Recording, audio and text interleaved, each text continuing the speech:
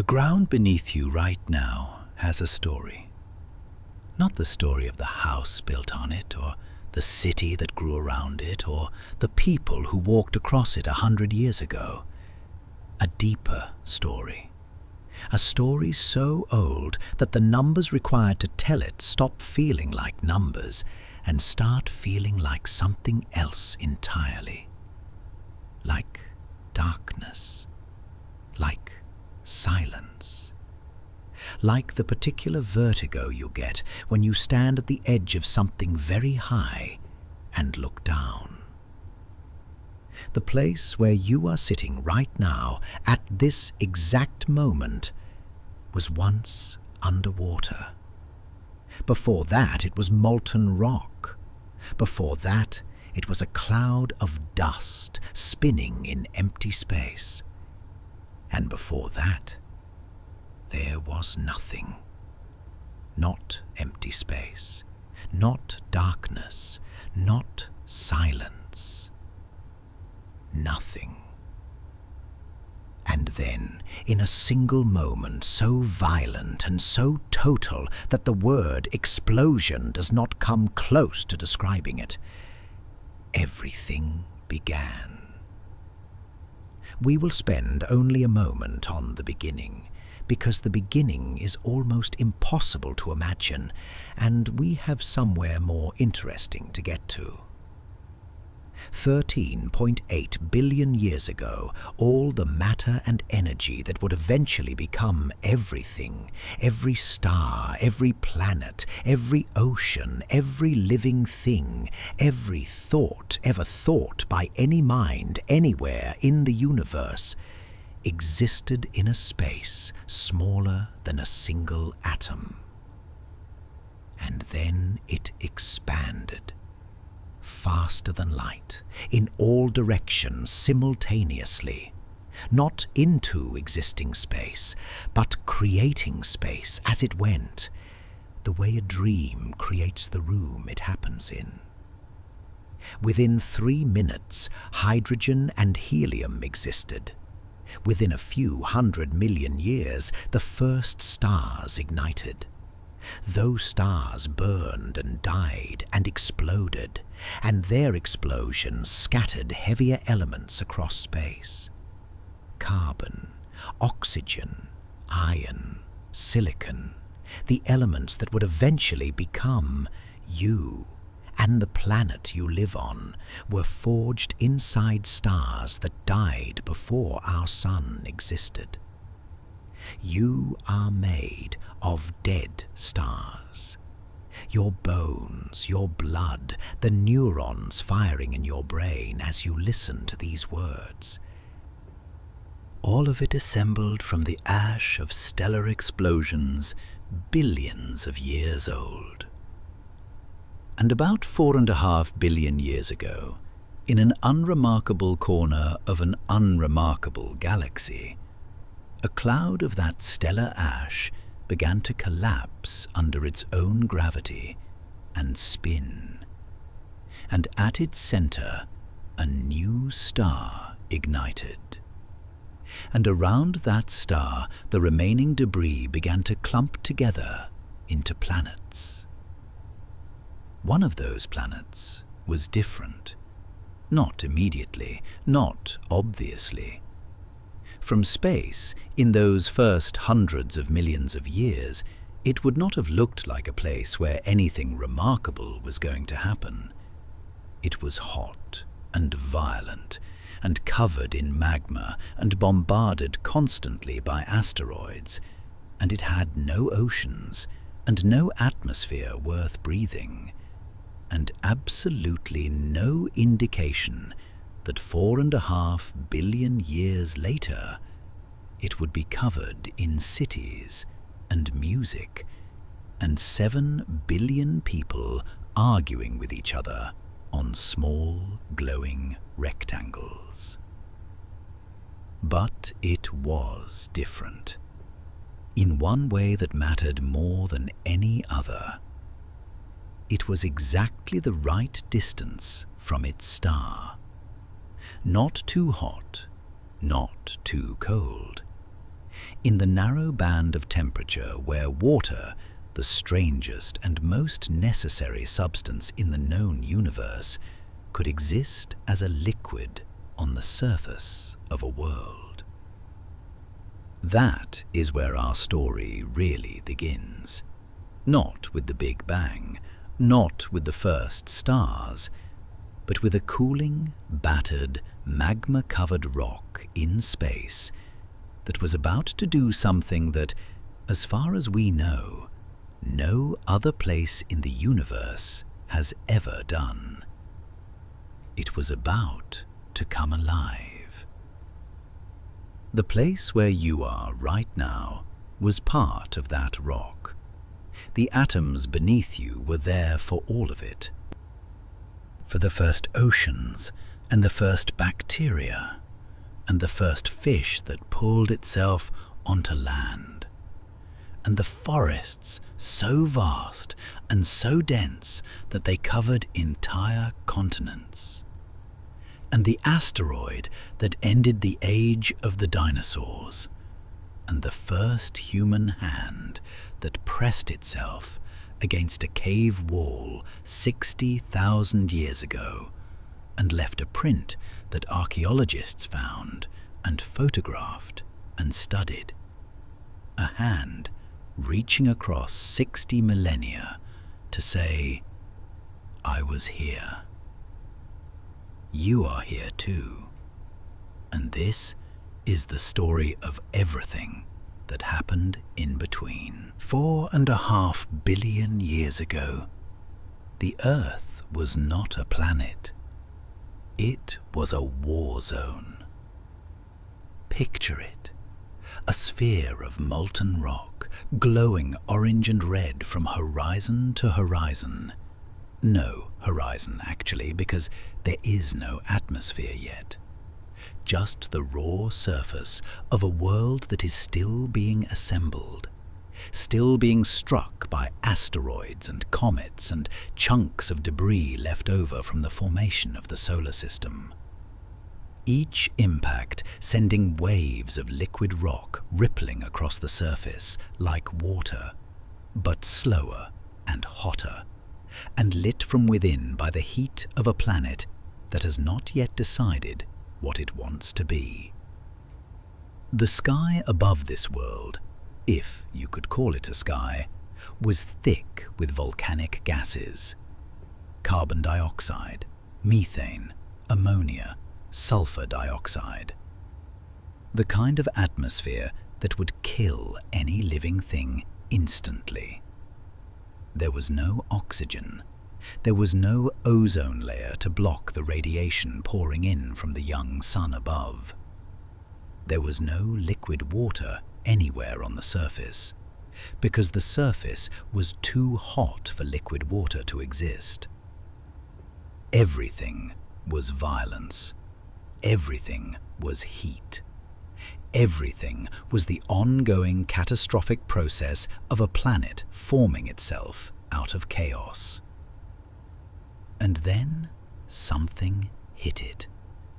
Not just any asteroid, something enormous. A body roughly the size of Mars, which scientists have named Theia, on a collision course with the young Earth that had probably been locked in by orbital mechanics for millions of years. The impact, when it came, was not like any collision you can meaningfully imagine. It was the meeting of two worlds. Theia did not crater the Earth. It did not leave a mark. It merged with it. The two bodies became one in a collision so violent that it vaporized the outer layers of both planets and sent an enormous cloud of debris spraying into orbit around the merged body. That debris, over the following thousands of years, gradually clumped together under its own gravity. It became the moon. The moon that you can see on clear nights, that has been pulling the tides for as long as there have been tides, that the first humans looked up at and made stories about. was born from the most violent event in Earth's history.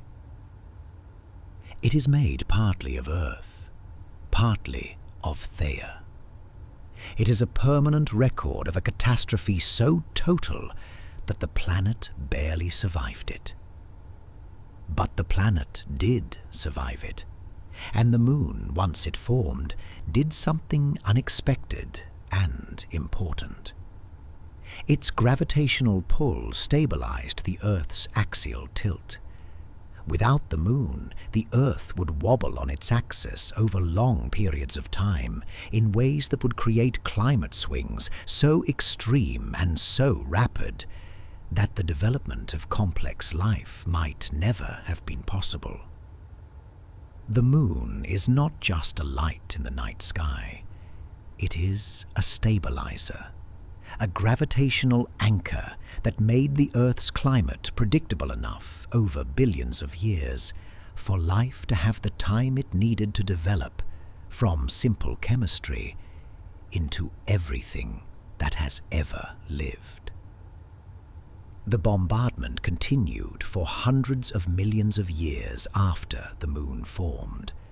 This period is called the Late Heavy Bombardment, and it was exactly what it sounds like. A sustained assault on the inner solar system by asteroids and comets in numbers that make the occasional asteroid strike of later eras look like a light drizzle after a hurricane. The craters visible on the moon today are mostly relics of this period. The Earth received the same bombardment, but its geological activity has erased most of the evidence. Those comets and asteroids carried something: water. Enormous quantities of water, locked in ice, delivered to the early Earth by billions of impacts over hundreds of millions of years. Some of the Earth's water was probably already here, trapped in the minerals of the rocks that formed the planet. But a significant portion of every ocean on Earth arrived from space, carried in the bodies of comets and water-bearing asteroids that had formed in the colder outer regions of the solar system. The oceans fell from the sky. By about 4 billion years ago, as the bombardment began to slow and the surface of the Earth began to cool enough for liquid water to persist, the first oceans appeared. Not the clear blue oceans of a modern travel photograph. These early oceans were greenish and murky and hot and full of dissolved minerals from the volcanic rock they covered. The sky above them was still thick with carbon dioxide and other gases. There was still no oxygen. The sun, younger and slightly dimmer than it is today, hung in a sky that was probably orange or pale yellow rather than blue. It was not a welcoming place. And yet, somewhere in those early oceans, in conditions that scientists have been debating and experimenting with for decades without reaching complete consensus, something happened that changed everything. The most important thing that has ever happened on this planet. More important than the formation of the moon. More important than the movement of continents. More important than every extinction event and every ice age and every volcanic eruption in the 4.5 billion year history of the Earth. Chemistry became biology.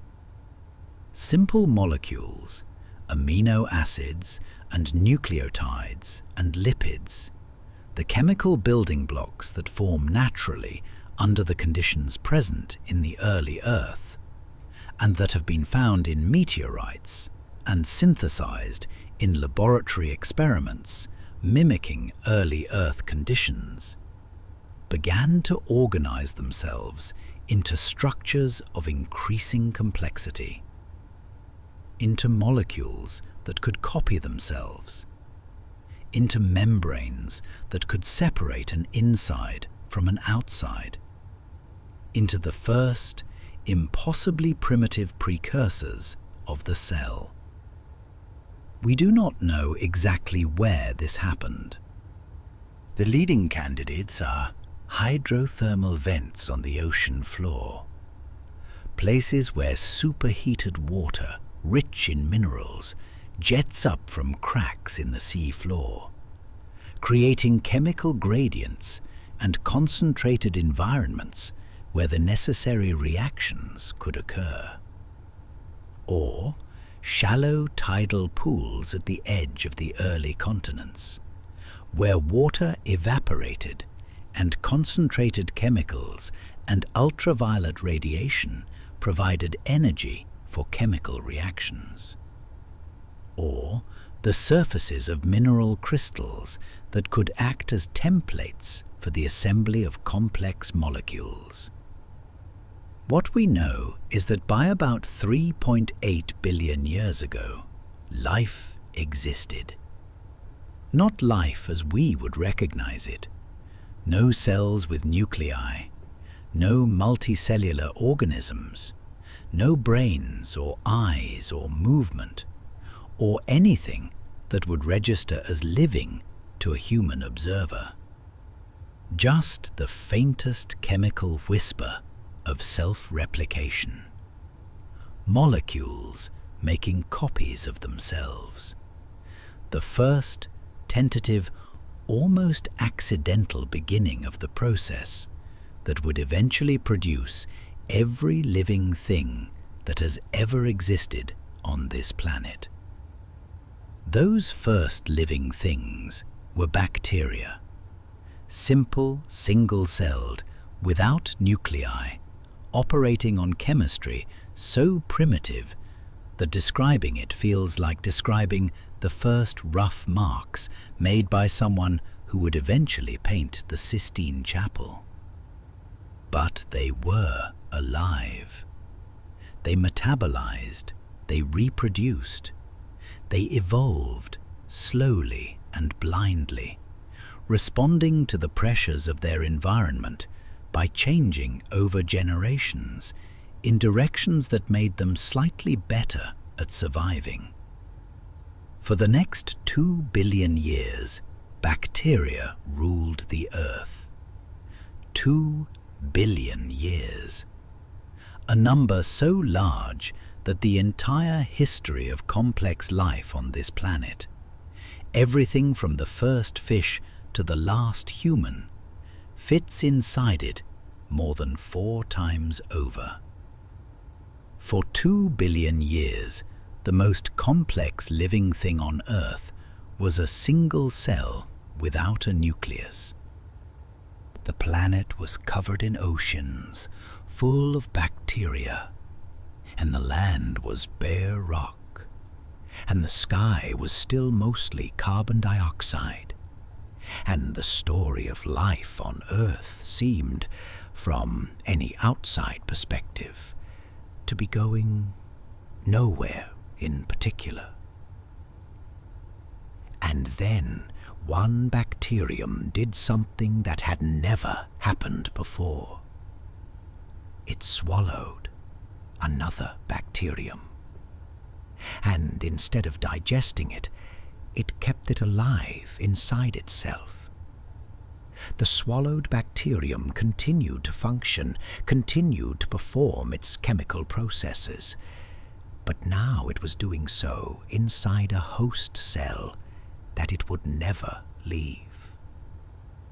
Over generations, the 2 cells became one organism. The inner cell lost the ability to survive on its own.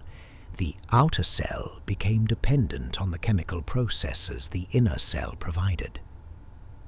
This is where your mitochondria came from. the structures inside your cells that generate energy.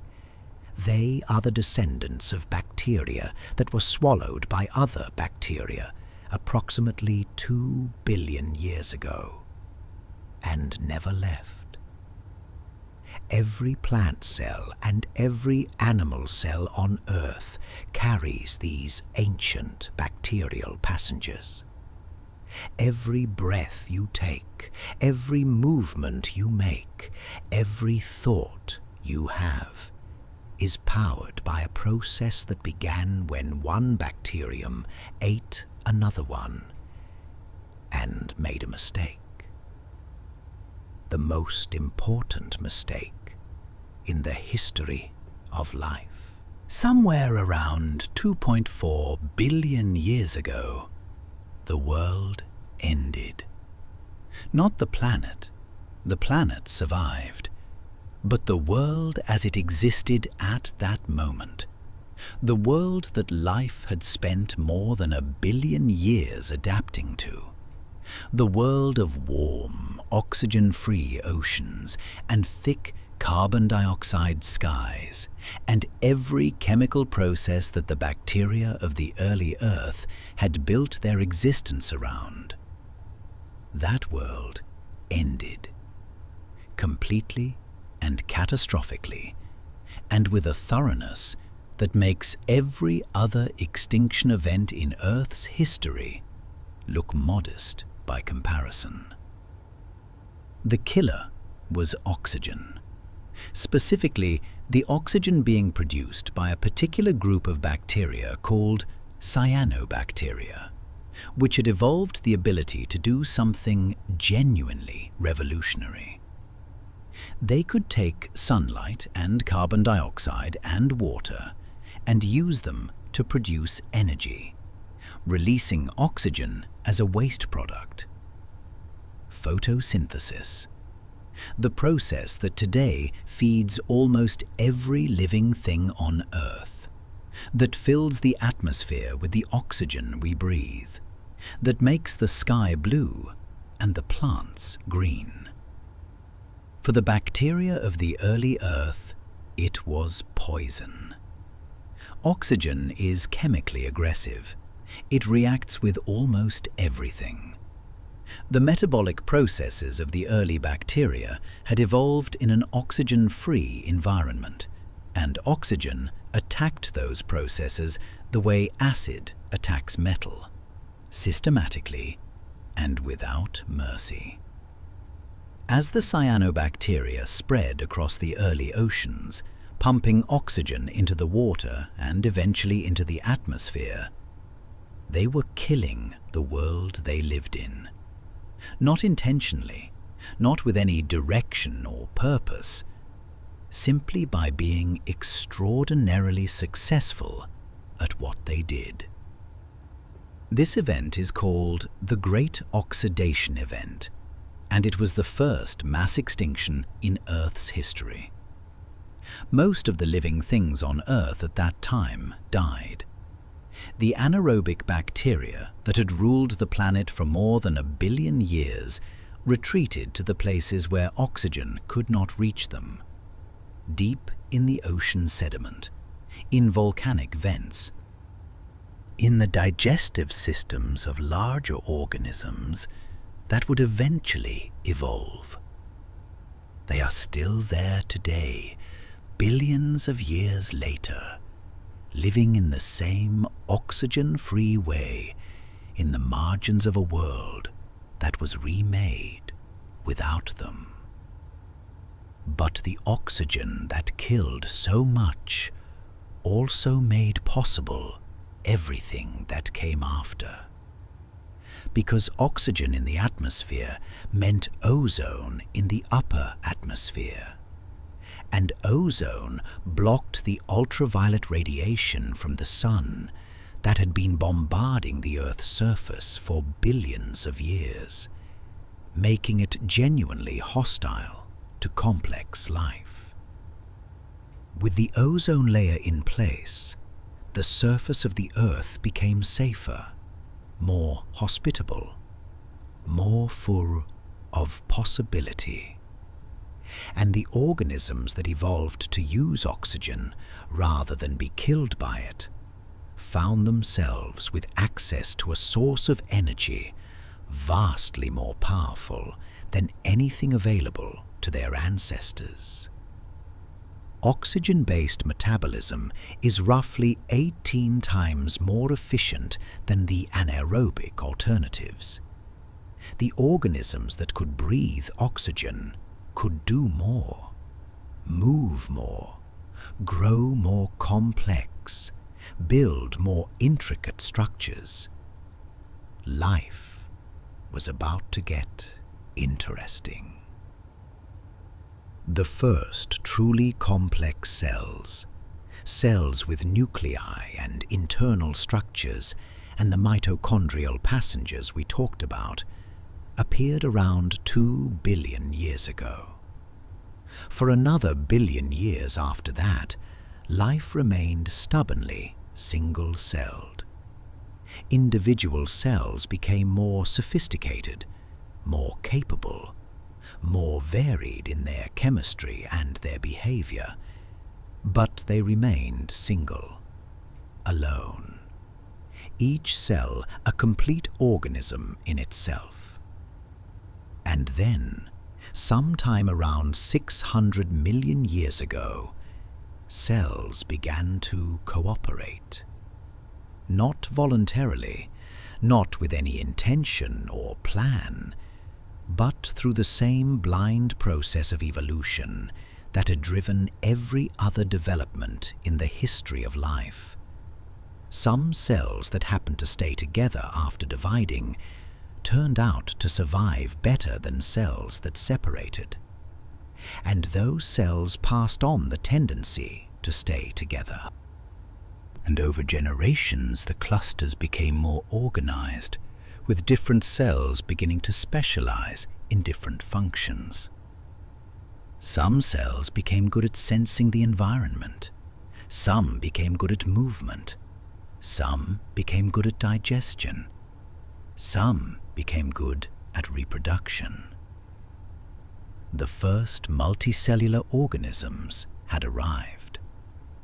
They were soft and simple, and they lived in the shallow seas of the late Precambrian era. And the fossils they left behind are strange and dreamlike things. Frond-shaped and disc-shaped and ribbon-shaped creatures that do not look quite like anything alive today. As if evolution was still experimenting with the basic vocabulary of body plans before settling on the forms it would use for the next 500 million years.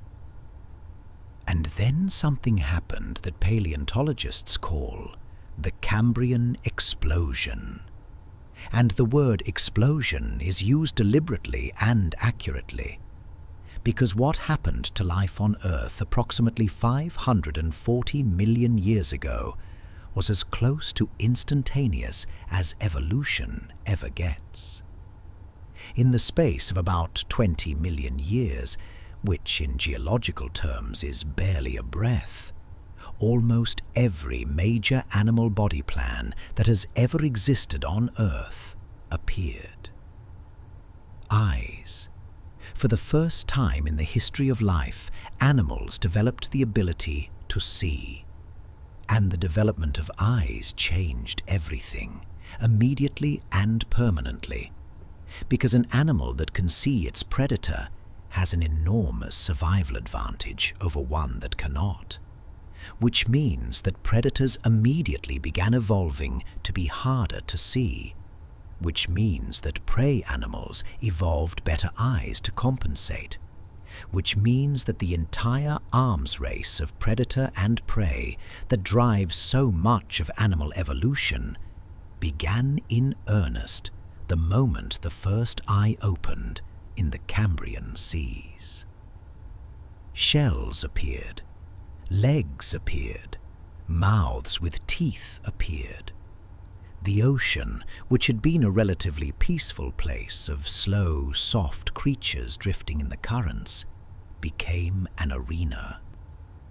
a place of hunting and hiding and chasing and fleeing, of camouflage and mimicry and speed and armor and venom and every other trick that evolution would spend the next 500 million years elaborating on. The Cambrian seas were extraordinary, filled with creatures so alien and so varied that the scientists who first began to understand them in the 20th century initially could not figure out how to classify them. There was Anomalocaris, a predator up to a meter long with grasping appendages and circular crushing jaws, the terror of the Cambrian Ocean, and the largest animal that had yet existed on Earth. There was Hallucigenia, a creature so strange that scientists initially reconstructed it upside down, unable to determine which end was the head. There was Opabinia, with 5 eyes and a frontal appendage tipped with a claw, a body plan so unusual that when the paleontologist Harry Whittington first presented a reconstruction of it to a scientific audience in 1975, the audience laughed, assuming it was a joke. It was not a joke. It was simply what life looked like when it was still exploring the full range of what a body could be, before the contingencies of mass extinction and ecological pressure had narrowed the possibilities down to the forms we know today. Life had not yet reached land. The land at 540 million years ago was still bare rock. No soil, because soil requires the organic matter produced by living things to form. No plants, no insects, no sound except the wind and the rain and the waves breaking on rocky shores, with nothing to break their force. The continents were arranged differently than they are today, the familiar shapes of modern geography still hundreds of millions of years away.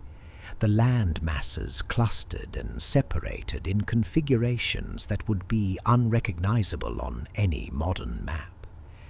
But life was coming to land, slowly, in stages.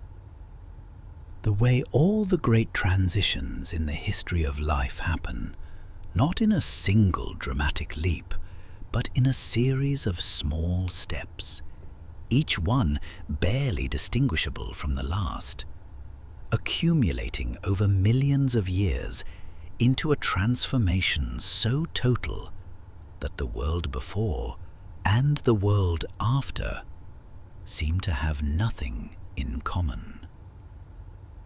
The first pioneers were probably algae and simple plants, moving from the shallow coastal waters onto the wet margins of the land, surviving first in the thin film of moisture at the water's edge, and then slowly, generation by generation, pushing further inland. They began to break down the bare rock, mixing with it, dying and decomposing, and creating the first thin layers of soil that would eventually allow more complex plants to follow. By about 470 million years ago, the first true land plants existed, small and simple, without roots or leaves as we would recognize them, but alive on land. Photosynthesizing in the open air, beginning the long process of changing the chemistry of the atmosphere still further. And where the plants went, animals followed. The first animals to venture onto land were probably arthropods, the ancestors of modern insects and spiders and millipedes, creatures that had been living in the shallow seas and had bodies already well suited to life on land. Hard external skeletons that prevented desiccation, legs rather than fins, breathing apparatus that could be adapted to extract oxygen from air rather than water. By 380 million years ago, fish with primitive lungs and stubby limb-like fins were beginning to haul themselves out of shallow water onto mudflats. Not gracefully, not easily, but persistently. The way evolution always works. The individuals slightly better suited to brief excursions onto land survived slightly better, found food slightly more easily, escaped predators slightly more effectively. And over millions of generations, slightly better became very much better, became the entire body plan of every land vertebrate that has ever lived. Every land animal with a backbone, every amphibian and reptile and dinosaur and mammal and bird and human being descends from a fish that decided 380 million years ago to see what was on the other side of the waterline. That fish had no idea what it was starting. The forests came first, before the dinosaurs, before the great reptiles, before anything that most people would recognize as a familiar animal. The forests came, and they were unlike anything that exists on Earth today. So vast and so dense and so ancient that standing inside one would have felt less like being in a forest and more like being inside a living planet. A world that was all green and shadow and the slow, enormous patience of things that grow rather than move. This period, roughly 360 million to 300 million years ago, is called the Carboniferous, and the name tells you everything important about it. Carbon. The forests of the Carboniferous period were so productive, so relentlessly alive, pumping so much organic material into the world through photosynthesis and growth and death and accumulation, that they created something that would sit quietly underground for 300 million years and then be discovered by human beings and burn with a heat and a consequence that the trees themselves could never have imagined. Coal. The coal that powered the Industrial Revolution, that heated the homes and drove the engines and built the cities of the modern world, is the compressed and fossilized remains of the forests of the Carboniferous period. When you burn coal, you are burning trees that fell 300 million years ago. You are releasing into the atmosphere carbon that those trees pulled out of the air 300 million years ago, returning it to the sky in centuries what took geological ages to remove. But in the Carboniferous itself, the forests were simply alive. Extraordinarily, exuberantly, almost incomprehensibly alive. The trees of the Carboniferous were not like modern trees. The most common were lycopsids, giant club mosses that grew 30 meters tall with bark that looked like the skin of a reptile, patterned in diamond shapes where leaves had fallen away. There were giant horsetails, ancestors of the small weedy plants that grow in wet places today, reaching 10 meters in height. There were tree ferns with fronds so large they created a permanent twilight on the forest floor below. And in that twilight, things were moving. The first forests were full of arthropods of a size that would be difficult to look at calmly today. The Carboniferous atmosphere was richer in oxygen than our own, perhaps 35% oxygen compared to our 21%. And that extra oxygen allowed insects and their relatives to grow to sizes that the physics of their respiratory systems would not permit in today's atmosphere. Millipedes 2.5 meters long moved through the leaf litter. Dragonflies with wingspans of 70 centimeters patrolled the forest canopy. Scorpions nearly a meter in length hunted in the shadows.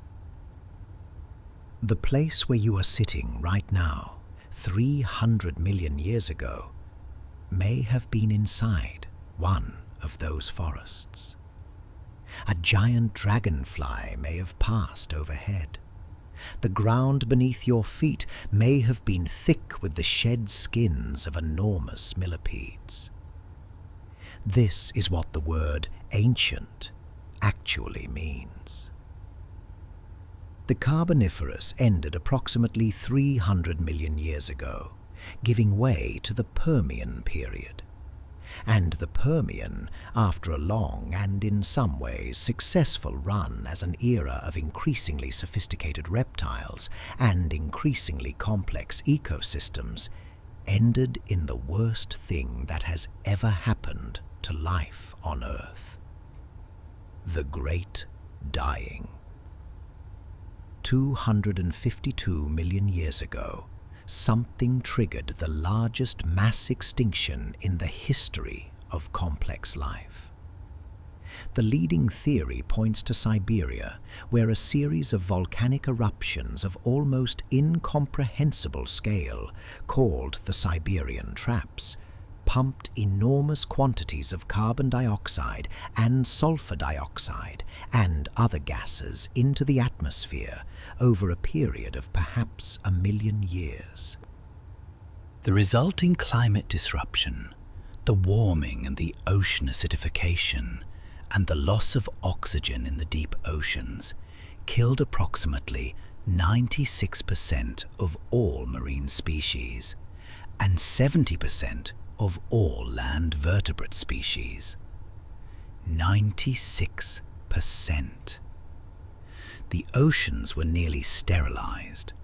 The reefs, which had been building for hundreds of millions of years and which supported ecosystems of staggering complexity and diversity, collapsed.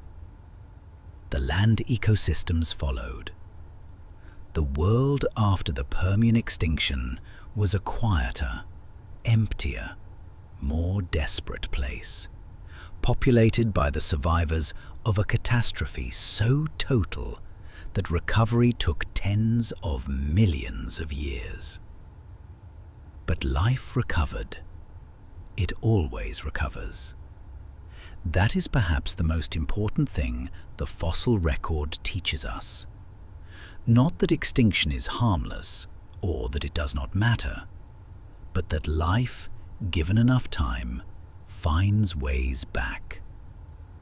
Into the empty spaces left by the dead, new forms move.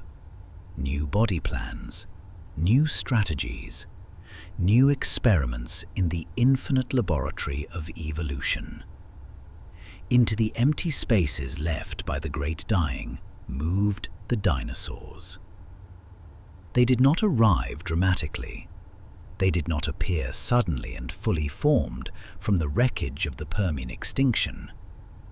They evolved gradually through the Triassic period, from small and relatively unimpressive reptilian ancestors, growing larger and more varied and more dominant over millions of years, until, by the Jurassic period, they had become the most successful large land animals the Earth had ever produced. and they were extraordinary. Not the slow, stupid, cold-blooded lizards of the early popular imagination. The science of the last 40 years has transformed our understanding of dinosaurs so completely that the creatures we now know from the fossil record would be almost unrecognizable to someone whose education stopped in 1970. Many dinosaurs were warm-blooded, or something close to it. Many were covered in feathers, not the large flight feathers of modern birds, but a coat of downy filaments that provided insulation and possibly color for communication and display. Many were highly social, living in herds and flocks and family groups, raising their young with a care and sophistication that rivals modern birds and mammals. Because birds are dinosaurs, not the descendants of dinosaurs, not the evolutionary cousins of dinosaurs. Birds are dinosaurs, a lineage of small feathered theropods that survived the extinction that killed everything else and continued evolving into the 10,000 species of birds alive today. When you watch a crow solve a puzzle, or a falcon stoop on prey, or a penguin navigate through freezing water, you are watching a living dinosaur doing what dinosaurs do. The Jurassic world was a world of giants. Sauropods, the long-necked, plant-eating dinosaurs, reached sizes that strain the limits of what biology can apparently achieve on land. Argentinosaurus, one of the largest, may have weighed as much as 70 tons. It would have needed to eat almost constantly just to maintain its body. The ground would have shaken when it walked. Its footprints would have been large enough to bathe in. And hunting these giants were predators of corresponding scale and ferocity. Not Tyrannosaurus rex, which came later in the Cretaceous, but its predecessors and relatives, large theropods with binocular vision and powerful jaws, and the warm-blooded metabolism of active hunters. The world of the dinosaurs lasted for 165 million years. To put that in perspective, the entire span of human existence, from the first Homo sapiens to right now, is approximately 300,000 years. The dinosaurs ruled the Earth for 500 times longer than humans have existed. They were not a failed experiment. They were the most successful large land animals in the history of the planet. And then, 66 million years ago, on what was probably an ordinary afternoon, somewhere in what is now the Yucatan Peninsula of Mexico, a rock 12 kilometers wide, traveling at approximately 20 kilometers per second, entered the Earth's atmosphere. It hit. The energy released by the impact was approximately 10 billion times the energy of the atomic bomb dropped on Hiroshima. The rock vaporized instantly. The rock beneath it vaporized. A crater nearly 200 kilometers wide was blasted into the Earth's surface. The impact threw so much material into the upper atmosphere that within weeks, the sky around the entire planet was dark with dust and soot from the wildfires that had ignited across every continent. The darkness lasted years. Without sunlight, the plants died. Without plants, the plant-eaters died. Without plant-eaters, the predators died. The food chains that had supported the enormous diversity of Cretaceous life collapsed from the bottom up, and everything that depended on them collapsed too. 75% of all species on Earth went extinct. Every non-avian dinosaur was gone. The pterosaurs were gone. The great marine reptiles were gone. The world that had existed for 165 million years ended in what was, by geological standards, an instant. And in the darkness and the cold and the wreckage, something small and warm and furry was still breathing. It had been there all along, in the shadows, in the margins, in the places the dinosaurs had not bothered to dominate because they were too small and too dark and too cold to be worth the attention of a 30-ton sauropod or a tyrannosaurus with better things to hunt. The mammals had been waiting for 65 million years. Their moment had arrived. The mammals inherited a broken world, and they thrived in it. That is the thing about catastrophe, the thing that the fossil record demonstrates over and over, with a consistency that is almost philosophical in its implications. Catastrophe does not end the story.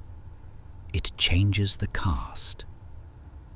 The extinction that killed the dinosaurs did not make the world emptier in any permanent sense. It made it available. Every ecological niche that the dinosaurs had occupied, every role in every ecosystem that their bodies and their behaviors had filled for 165 million years, was suddenly open, vacant, waiting. The mammals moved in.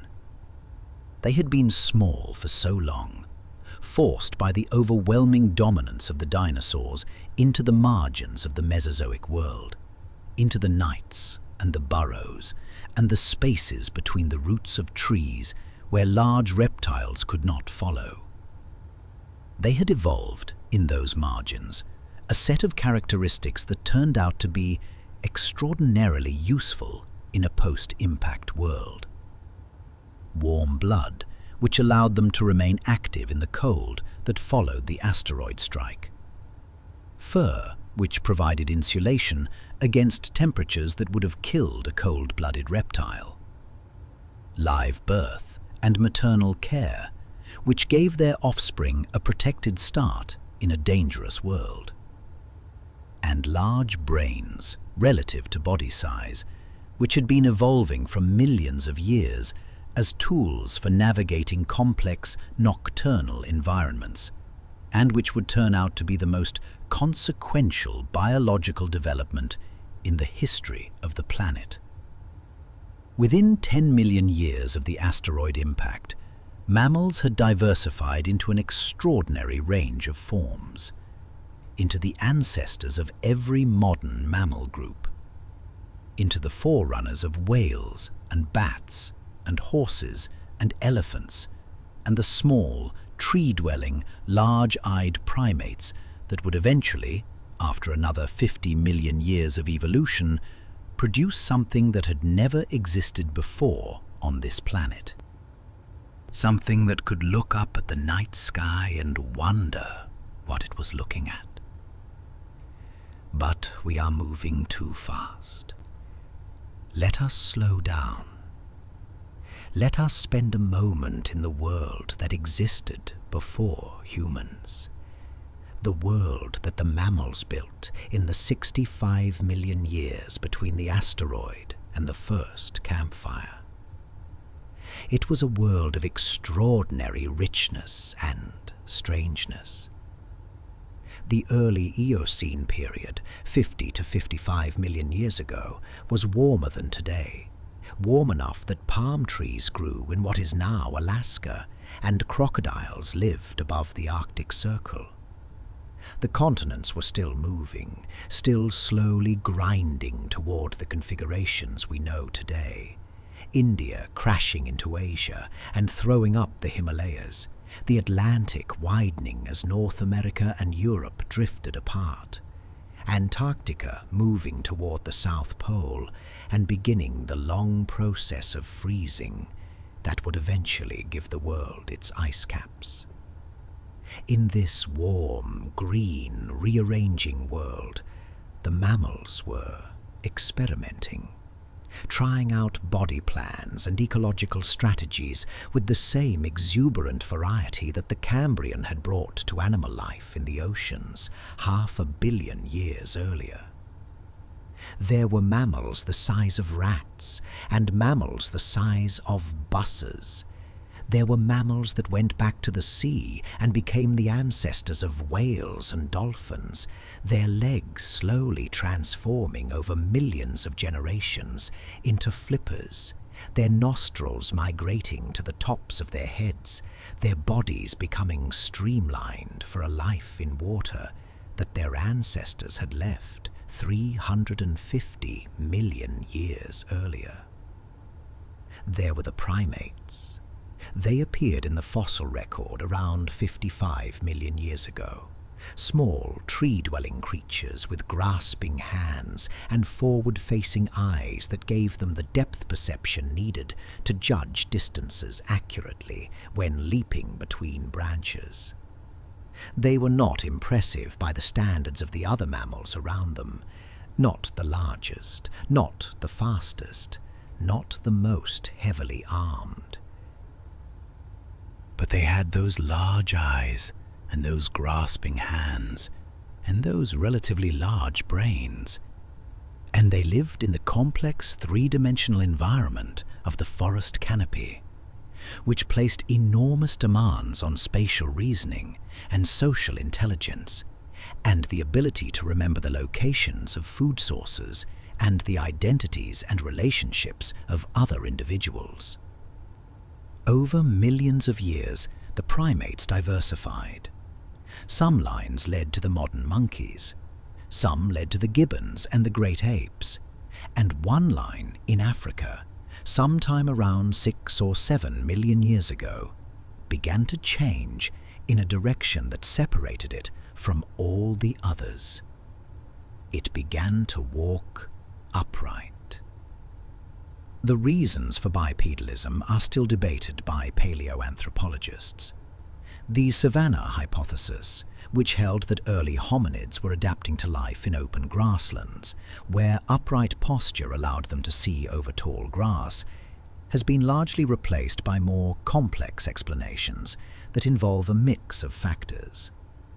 Freeing the hands for carrying food and tools, reducing the body surface exposed to the midday sun, moving more efficiently over long distances on a body plan that, while slower than four-legged running in a sprint, is more energetically efficient over extended distances. Whatever the reason, the first upright walkers appeared in Africa between 6 and 7 million years ago. They were not human. They were not even close to human by any meaningful measure. They had small brains not much larger than a chimpanzee's. They probably did not use tools in any sophisticated sense. They communicated without language. They lived in small groups in the forests and grasslands of East and South Africa, eating fruit and leaves and whatever animal protein they could find or scavenge, sleeping in trees to avoid the predators that hunted them. But they walked upright, and that changed everything that came after. Because upright walking freed the hands permanently. And free hands, over millions of years, began to be used for things that hands had never been used for before. For carrying, for making.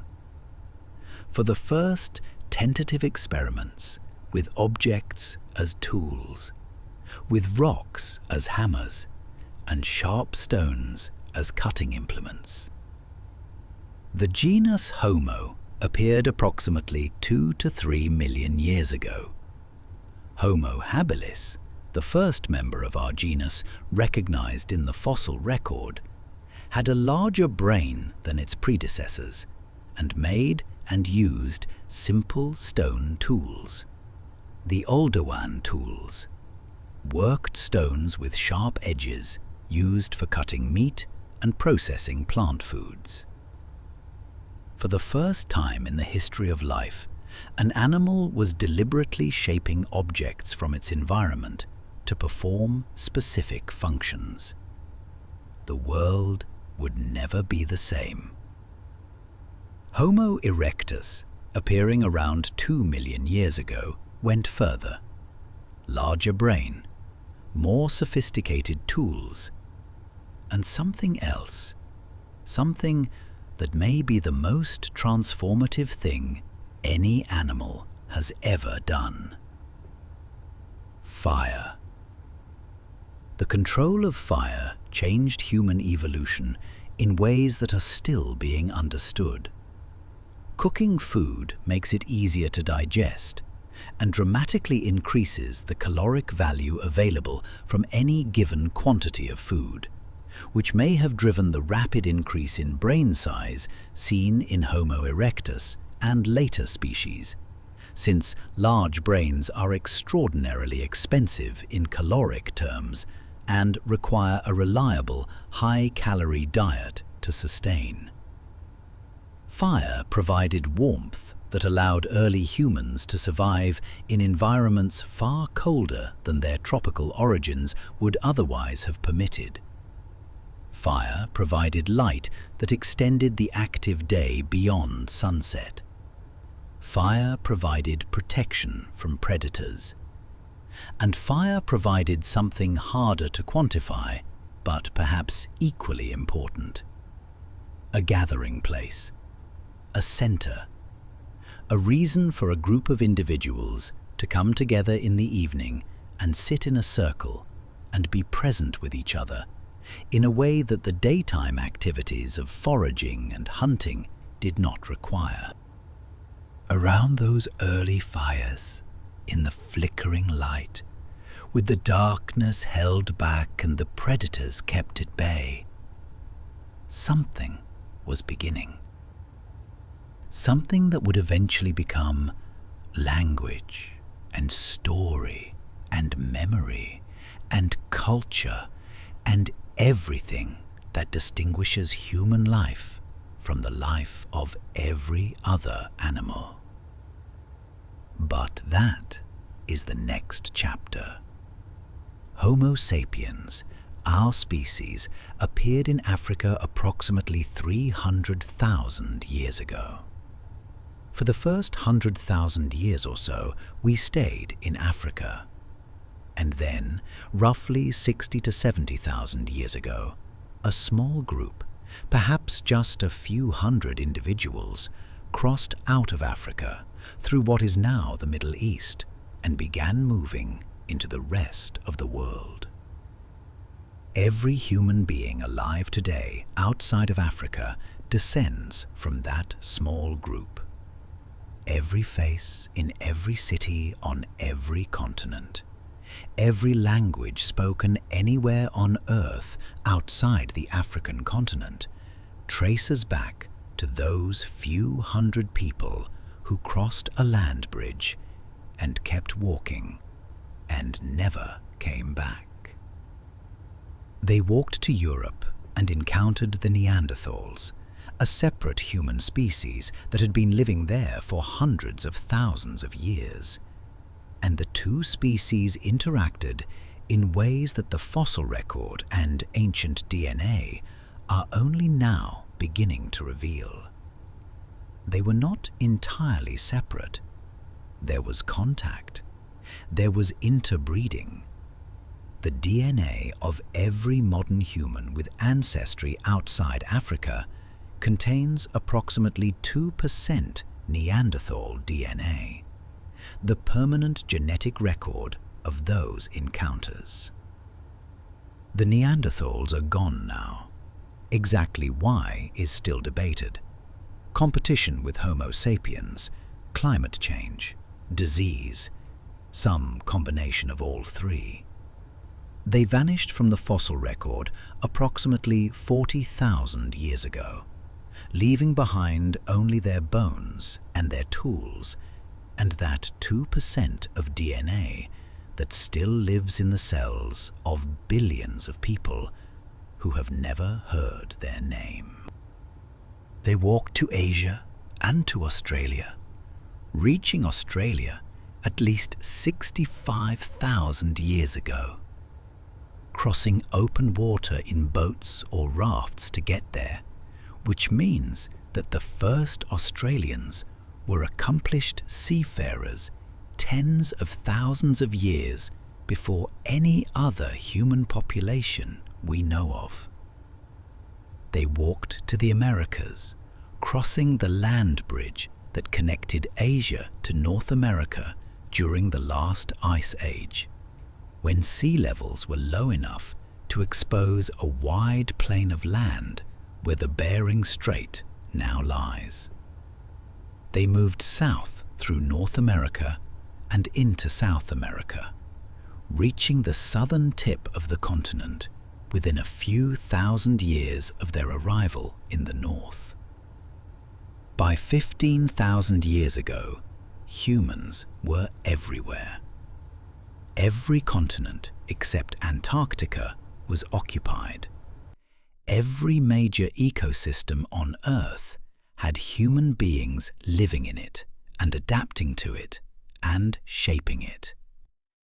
The planet that had spent 4.5 billion years producing life had finally produced a form of life that could think about itself and its world, that could make plans extending beyond the immediate moment, that could remember the past and imagine the future, and tell stories about both, that could look at the night sky and ask where it came from.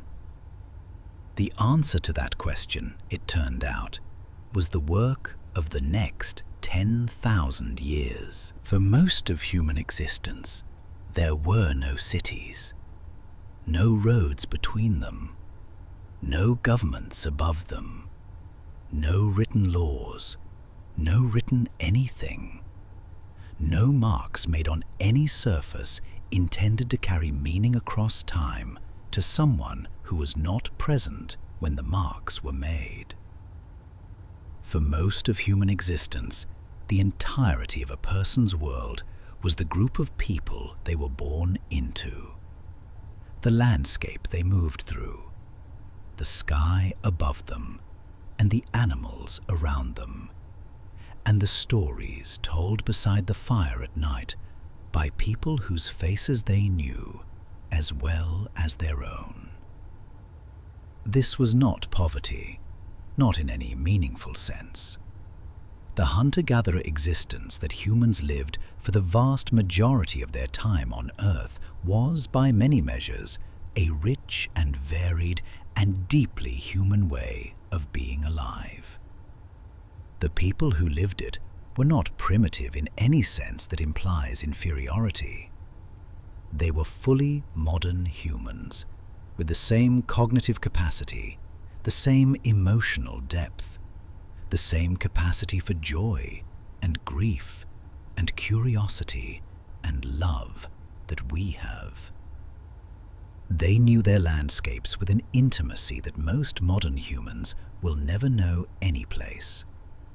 They understood the behavior of dozens of animal species, the seasonal cycles of hundreds of plant species, the weather patterns of their region, the locations of water sources across enormous territories. They carried this knowledge not in books, but in memory and story and song, transmitted from generation to generation with a fidelity that preserved essential information across thousands of years. And then, approximately 12,000 years ago, something changed. The climate changed first. The last ice age was ending. The great sheets of ice that had covered much of the northern hemisphere for tens of thousands of years were retreating. The world was warming. The patterns of rainfall were shifting. And in certain regions, particularly in the arc of land running from what is now eastern Turkey through Syria and Iraq and down into the Jordan Valley, the changing climate created conditions that made something possible that had not been possible before. Agriculture. The wild ancestors of wheat and barley and lentils and chickpeas were already growing in this region. Humans had been harvesting them for thousands of years, gathering the wild grain heads and eating them or grinding them into flour. But harvesting wild grain is an opportunistic activity, dependent on where the plants happen to grow and when they happen to ripen. What happened 12,000 years ago was different.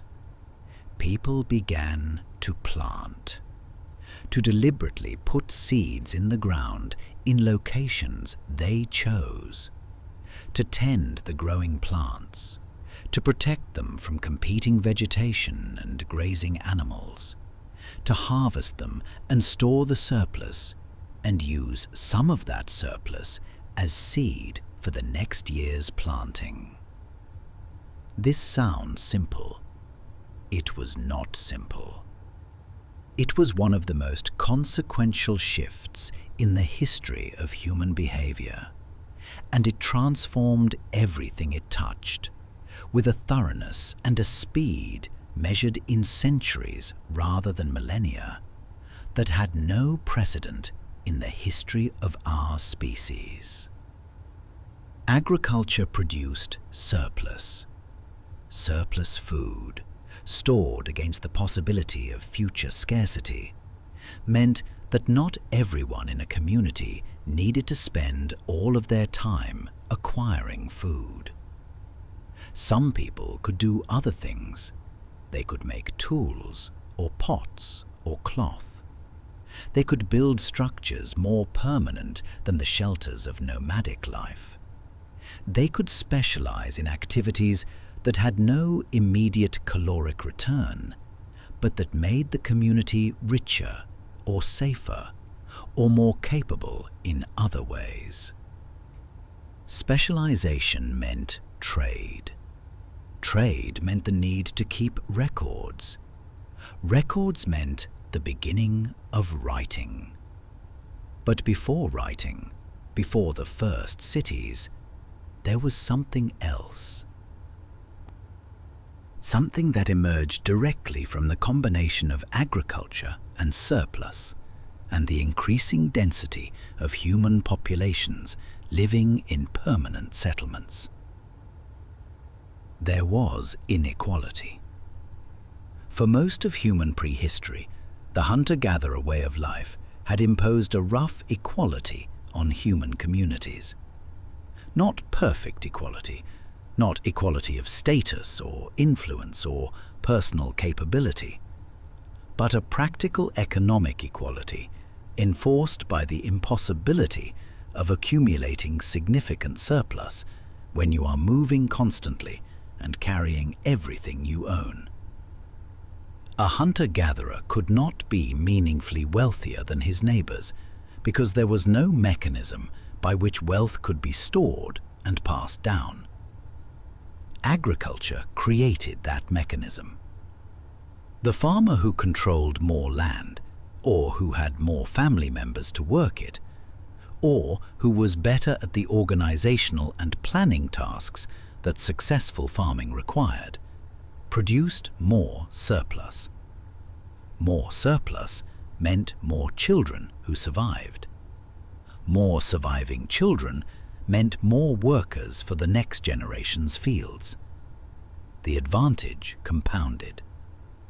And the man who started with slightly more ended, 2 generations later, with vastly more. By 10,000 years ago, the first permanent settlements existed in the Middle East. By 8,000 years ago, some of those settlements had grown into something that deserves the name town. By 6,000 years ago, in the flat, extraordinarily fertile plain between the Tigris and Euphrates rivers, in what is now southern Iraq, something appeared that the world had never seen before. A city.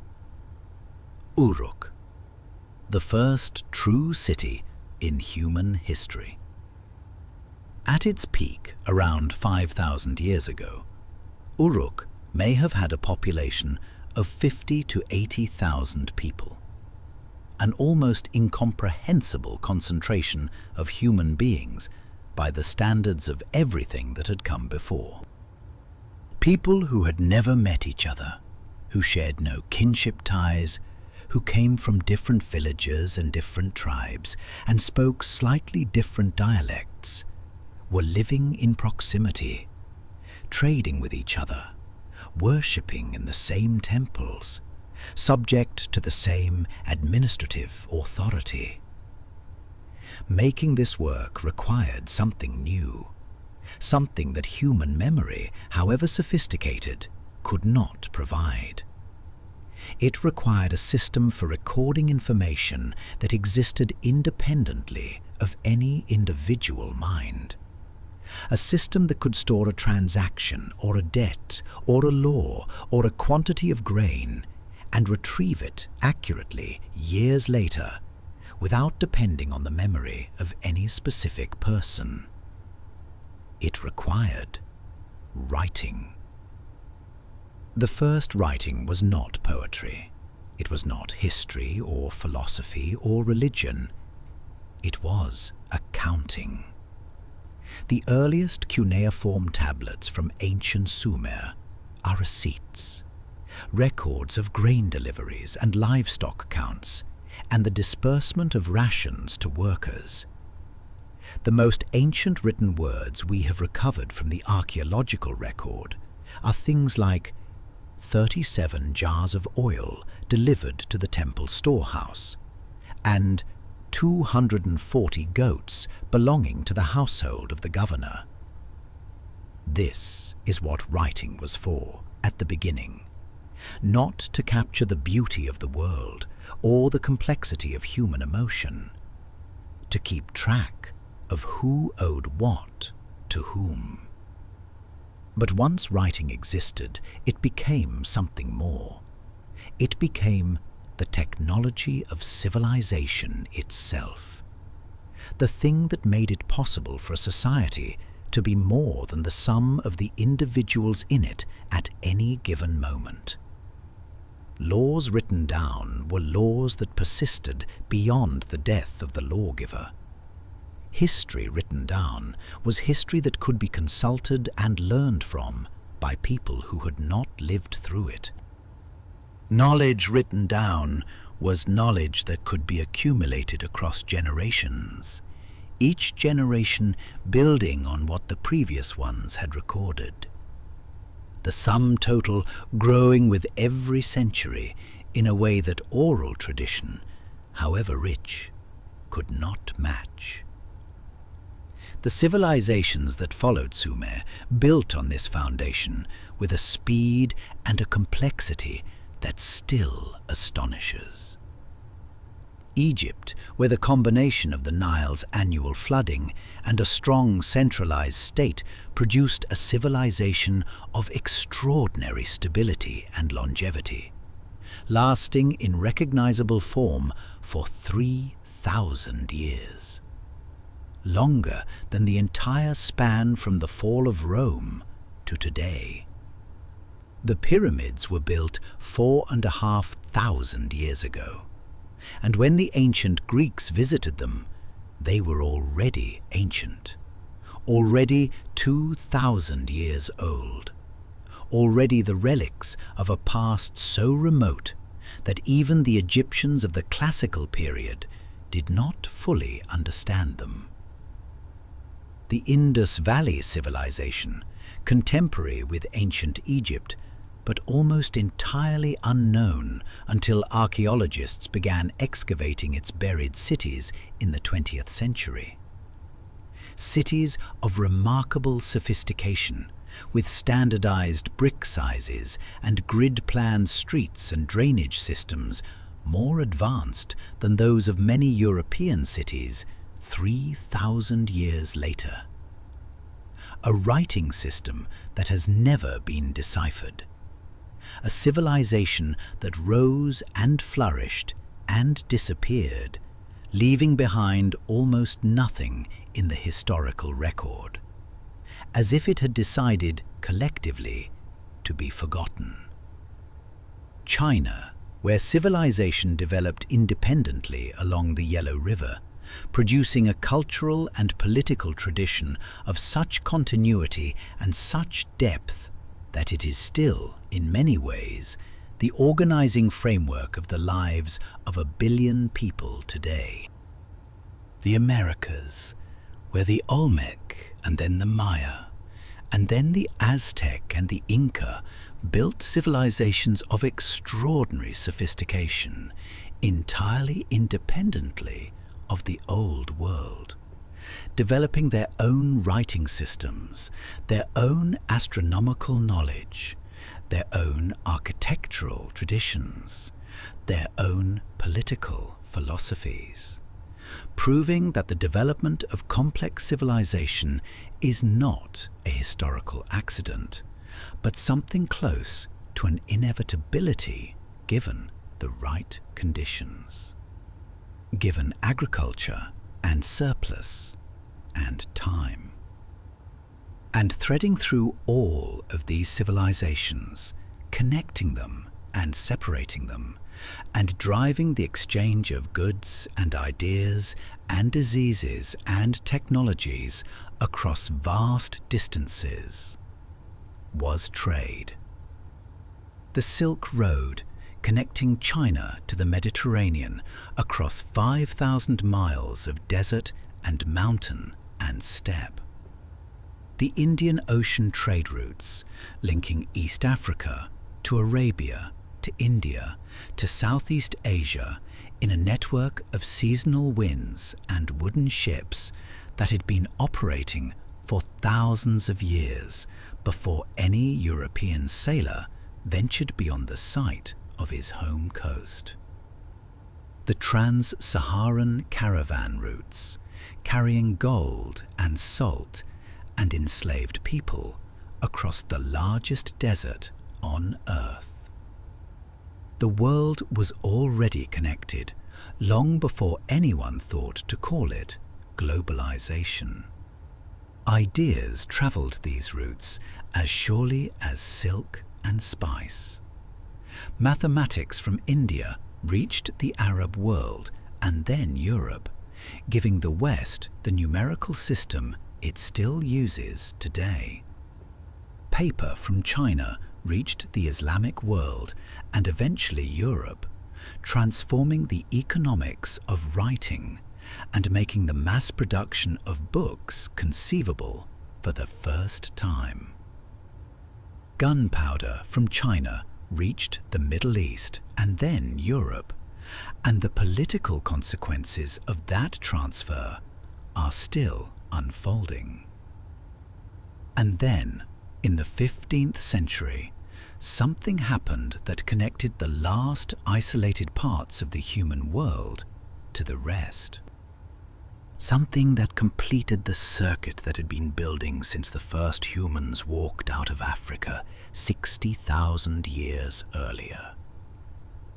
European sailors, driven by a combination of commercial ambition and navigational technology, and the particular restlessness of a civilization that had just survived the Black Death and was hungry for everything the world might offer, sailed west across the Atlantic and found something they had not expected.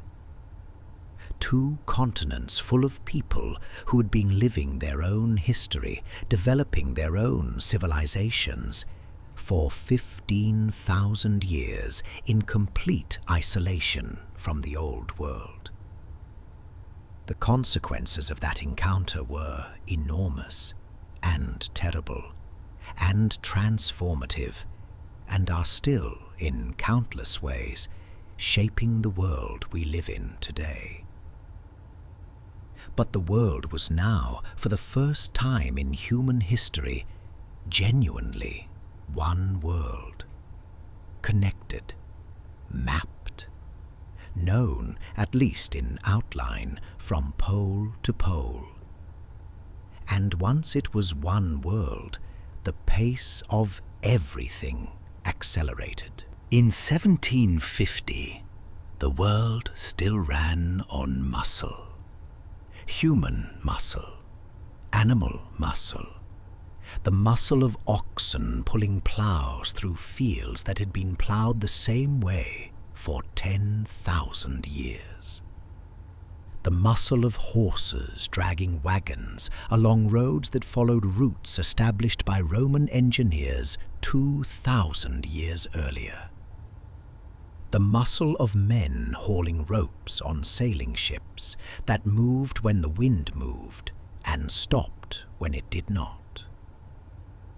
The entire economic output of human civilization, everything built and grown and moved and made, was ultimately limited by the biological capacity of living bodies to perform physical work.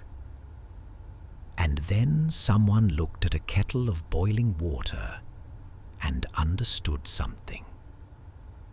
The steam engine was not invented by James Watt.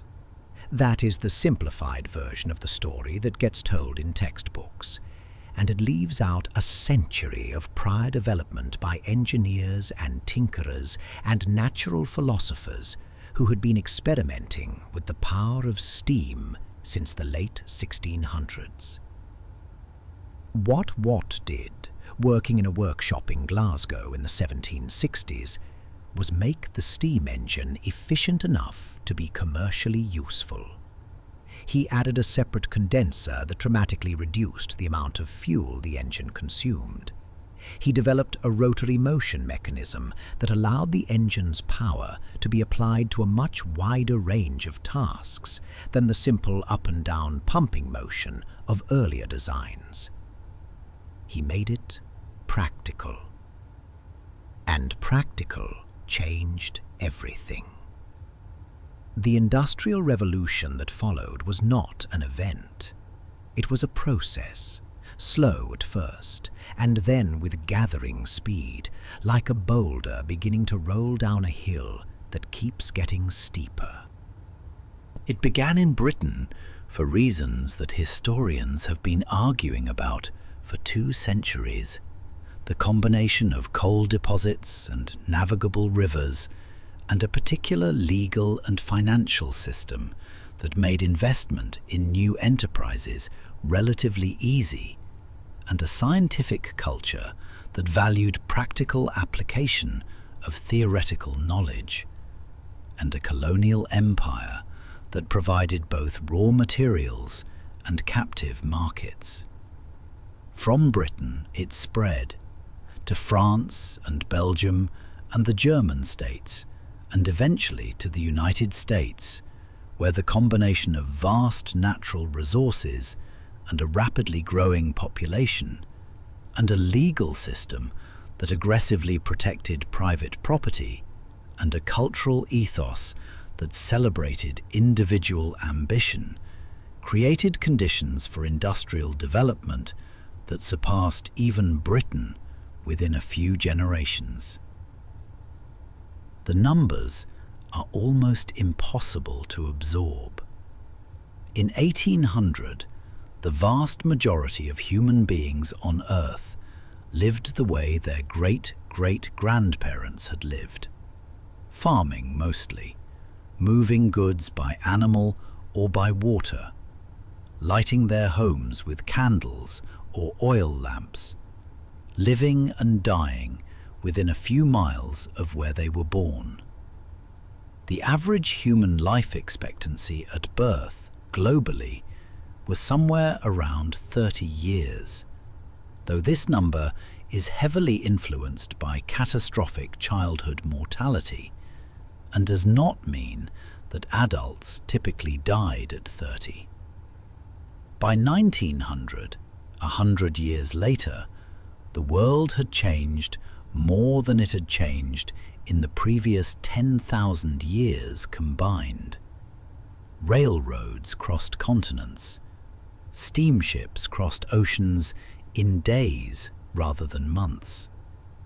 The telegraph had made it possible to send a message from London to New York in minutes, collapsing distances that had previously required weeks of travel to cross. Electric lights were beginning to replace gas lamps in the cities of the industrialized world. The germ theory of disease had transformed medicine, and vaccination and improved sanitation were beginning the long process of driving down the infectious disease mortality that had killed human beings in staggering numbers throughout all of recorded history. And underneath all of it, powering all of it, was coal. The compressed forests of the Carboniferous, the 300-million-year-old carbon that had been sitting quietly underground since before the dinosaurs existed, was being burned at a rate that would have been incomprehensible to any previous human civilization. Burned to make steam, burned to smelt iron and steel, burned to heat the cities that were growing with a speed that the agricultural world had no framework for understanding. In 1800, London had a population of about 1 million people. By 1900, it had 7 million. New York went from 60,000 to 3.5 million in the same period. Chicago, which barely existed in 1800, had a population of nearly 2 million by 1900. The cities were growing because the factories were growing, and the factories needed workers, and the workers came from the countryside, pulled by the promise of wages and pushed by the agricultural disruptions that industrialization was causing in rural areas. The conditions in those early industrial cities were, for most of the people living in them, genuinely terrible. The working hours were brutal. The air was thick with coal smoke. The water was contaminated with the waste of thousands of people living in proximity without adequate sanitation. Child labor was standard. The gap between the people who owned the factories and the people who worked in them was widening with every decade, producing the social tensions that Karl Marx was sitting in the reading room of the British Museum, analysing and writing about with a fury and a systematic thoroughness that would shape the politics of the next century and a half. But the technology kept advancing. In 1879, Thomas Edison demonstrated a practical incandescent light bulb. Within a decade, electric lighting was being installed in the homes of the wealthy and the public buildings of major cities. In 1885, Carl Benz built a vehicle powered by an internal combustion engine burning gasoline, a refined petroleum product, and drove it down a road in Mannheim, Germany, covering a distance of about 100 meters before stopping to make adjustments. In 1903, The Wright brothers flew a powered aircraft for 12 seconds over a beach in North Carolina. 12 seconds. 66 years later, human beings walked on the moon. The acceleration was real, and it was total, and it touched every aspect of human life with a thoroughness that no previous technological change had approached. The green revolution of the 20th century, the development of high-yield crop varieties and synthetic fertilizers and mechanized farming, allowed the Earth to feed a human population that grew from 1.5 billion in 1900 to 7.5 billion by 2020. A growth that would have been simply impossible under any previous agricultural system. The medical revolution of the 20th century was equally transformative. Antibiotics, developed in the 1940s, made bacterial infections that had killed human beings throughout all of history suddenly treatable. Vaccines eliminated or dramatically reduced diseases that had shaped the entire structure of human society for millennia. Smallpox, which had killed an estimated 300 million people in the 20th century alone before its eradication, is gone. Completely gone. Existing only in 2 laboratory freezers, one in Atlanta and one in Moscow, kept as specimens of something that human ingenuity managed to remove from the world entirely. Global average life expectancy, which was around 30 at the start of the 19th century, is now over 70. In the wealthiest countries, it approaches 85. A child born today in Japan or Switzerland or Australia can reasonably expect to live 3 times as long as a child born anywhere on Earth in 1800. And then came the Internet. It began, as so many transformative technologies begin, as a military project. ARPANET, developed by the United States Department of Defense in the late 1960s, was designed to create a communication network that could survive a nuclear attack by routing information around damaged nodes rather than depending on any single central point. The first message ever sent over ARPANET on October 29, 1969, was supposed to be the word login. The system crashed after the first 2 letters. The first message transmitted over the network that would eventually become the Internet was low. An accident, a fragment, a beginning that did not know it was a beginning. Through the 1970s and 1980s, the network grew slowly, used primarily by researchers and academics and government agencies. In 1991, a British scientist named Tim Berners-Lee, working at a physics laboratory in Geneva, published the specifications for the World Wide Web, a system for organizing and linking information across the Internet in a way that anyone could access and navigate without specialized technical knowledge.